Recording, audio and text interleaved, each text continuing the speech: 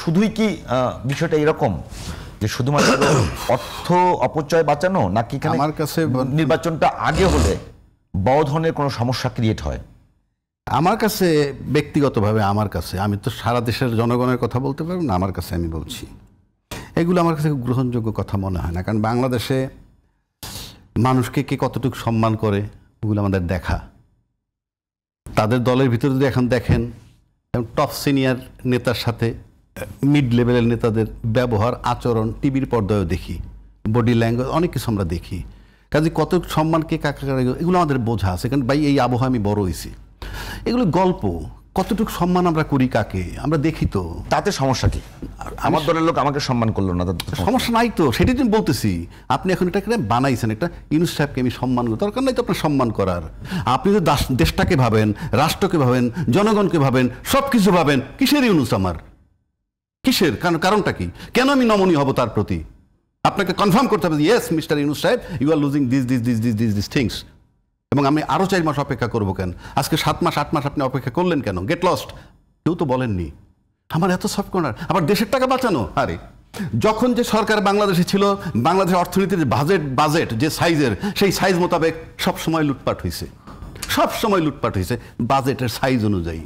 আয় যখন 50 তখন 30 টাকা লুট হয়েছে, আয় যখন 50 লাখ তখন 30 লাখ লুট হয়েছে, আয় যখন 50 বিলিয়ন 30 বিলিয়ন লুট হয়েছে। তা আপনি এখন এত দরদি দেশের টাকা বাঁচানোর জন্য আপনি আইনি ভিত্তি নিয়ে যাবেন না? আপনি নির্বাচনটা দিতেছেন কোন আইনে সেটা এখন পর্যন্ত কেউ ক্লিয়ার করতে পারেন নাই। বুঝবেন তফসিল দিতে যাওয়ার সময়। আপনি গণভোটে 3000 কোটি টাকা খরচ হবে তো কি হবে? কি 300 কোটি টাকা 400 কোটি টাকা পিয়ন মারছে, এখনো নাকি এনসিপির ছেলেরা প্রচুর টাকা কামাইতেছে, তারপরে উপদেষ্টাদেরকেও কোটি না 100 কোটি টাকা কামাইতেছে। এই লেভেলেই কামায়, আর কোনো লেভেলে কামাই নাই। এগুলো অজুহাত সঠিক না। এটা রাষ্ট্রের 3000 কোটি টাকা বাঁচানোর মধ্যে এত সফট কর্নার। আপনার আইনি প্রক্রিয়ায় বৈধভাবে যান পার্লামেন্ট পর্যন্ত। পার্লামেন্ট পর্যন্ত যাওয়ার পর আপনি কি করবেন পরের চ্যাপ্টার। পার্লামেন্ট পর্যন্ত যাইতেই পারতেছেন না আপনি। মানে আসলে কি পার্লামেন্টের কোনো ক্ষমতা থাকবে ওই সময়? থাকবে কি থাকবে না পরের চ্যাপ্টার।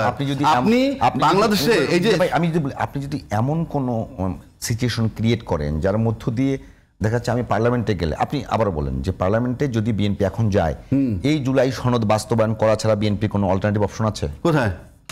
এইটা ছাড়া যদি আপনি পার্লামেন্টে যান, না না, এটা নিয়েই গেলাম আমি, গণভোট দিয়ে পাশ করে পার্লামেন্টে গেলাম, সেখানে গিয়ে আমি যে নোট অফ ডিসেন্টগুলো দিয়েছিলাম সেগুলো তো আমি গণভোটে তো সেগুলো থাকতেছে না। তাহলে তার মানে এইখানেই কথা। তার মানে আমি যে নোট অফ ডিসেন্ট দিয়েছি উচ্চ কক্ষের বিষয়ে, আমি যে বিষয় মানলাম, তো সেগুলো তো আমাকে বাস্তবায়ন করতেই হবে। আপনি কথা শুনেন, নোট অফ ডিসেন্ট আপনি দিছেন, হ্যাঁ ঠিক আছে, আপনি দিছেন, উনি দিছে, XYZ দিছে, নোট অফ ডিসেন্ট দিছেন, কিছু মিলছেনও, একমত হইছেন সবগুলা। হ্যাঁ, এইখানে ছিল কারা? রাজনৈতিক দলগুলো। কয়জন? 2টা দল। হ্যাঁ ভাই, রিয়েলিটিতে আসেন, গল্প করে লাভ নাই। 2টা না 33টা দল ভুয়া। 2টা দলে 4 জন লোক স্বাক্ষর করছে, আর বাকি যারা রাজনৈতিক বড় দলের অনুকম্পা পাওয়ার জন্য স্বাক্ষর করছে। অনুকম্পা পাওয়ার জন্য একটা সিট ছেড়ে দিবে আমি এমপি হব, একটা সিট ছেড়ে দিবে এমপি হব। একটা দলের সমস্ত জনসমর্থক এবং নেতা 2টা বাসে বললে কমপ্লিট। আপনি তারটারে কাউন্ট করতেছেন। আজকে যদি রাজ্যের একটা পার্টি হয়, তাহলে তাদের স্ট্যাটাস আমার স্ট্যাটাস সেম। সব পার্টি খুঁজেন, না আপনার বেশি হবে। আর শুনেন না, সব পার্টি খুঁজেন, প্রেসিডেন্টের নাম জানে তো মহাসচিবের নাম নাই, মহাসচিবের নাম জানে তো প্রেসিডেন্টের নাম নাই। কাজে এই গল্প করে কোনো লাভ নাই রে, আননেসারি, ডোন্ট ওয়েস্ট টাইম। এখন যেটা বলছেন নোট অফ ডিসেন্ট দিছেন, উনি দিছে বা আপনি দিছেন, এখানে 30% মনে করুন বা 35% ছিল বড় দলটার, তার পরের দলটা ছিল 10%, 40, বাকি 60 কারা? বাদ দিলাম আরো 20, কার জন্য? পতিত সরকারের আর এবং জাতীয় পার্টি মিলাইয়া, বুঝলেন? 60 বাদ দিলেন, আর 40 যে তারা দলবিহীন জনগণ। দলবিহীন জনগণের কাছে তো আপনি নোট অফ ডিসেন্ট সব পাঠাইতে পারবেন না, বিকজ তাদের প্রতিনিধি নাই। 1, 2 ঐক্যমত্য যদি আসতেই পারতো তাহলে তো গণভোট লাগতোই না। গণভোটে আপনি যখনই পাঠাবেন নোট অফ ডিসেন্ট থাকবে না। আমি আবার এখন সমস্যা তো ওই জায়গায়, নোট অফ ডিসেন্ট দেবেন না। আমার এটা পাশ হয়ে গেল। গণভোটের নিয়মে তো তাই রে ভাই।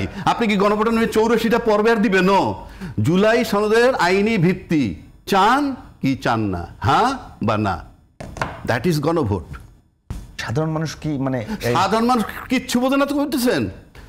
পৃথিবীর সব দেশে সাধারণ লোক লেখে না, সংবিধান লিমিটেড লোকে লেখে। ওই দিন তো স্টেজে গেলাম, দেখলাম তো মাত্র 25-50টা লোক, তার ভিতরে 4টা লোক ইম্পর্টেন্ট, যারা লোক জনসংখ্যার এই রিপ্রেজেন্ট করে, বিএনপি আর জামাত। 4টা লোকে স্বাক্ষর করছে 20 কোটি লোকের সিদ্ধান্ত। বিষয়টা কি এরকম যে আপনি আইনি মারপ্যাচে ফেলে আমি যেটা চাই না সেটা বাস্তবায়ন করা? আইনের মারপ্যাচ না তো এখানে, একটা বিধানে চলবেন তো আপনি। আপনি তো বলতেই পারতেছেন আপনি নির্বাচনটা দিতেছেন কোন বিধানে? সংবিধান কি বলছে যখন মন চায় তখন নির্বাচন দেন? এটাকে বলেন না আমাকে। জনাব রহমতুল্লাহ, তাহলে তো সবসময় এইভাবেই চলবে। তাহলে তো সংবিধান থাকা না থাকা ইকুয়াল। থাকা না থাকা অর্থ আছে নাকি? এই বিষয়টা একটু বিধান না মানেন। অন্য একটা বিষয় নিয়ে একবার কথা বলে শেষ করবো। আচ্ছা, আরেকটা কথা বলে শেষ করে দিই ভাই রে। ভাই একটা কথার জবাব দিতে হয় আমার। এই যে বিদেশি লোকেরা আইসে এখানে 7 বছর আর 7 মাস 8 মাস রাজত্ব করলো, ফ্রম ডে ওয়ান আপনি জানেন বিদেশে গেলেন কেন? না, প্রশ্ন আমি করেছিলাম। যাবেন না আপনি?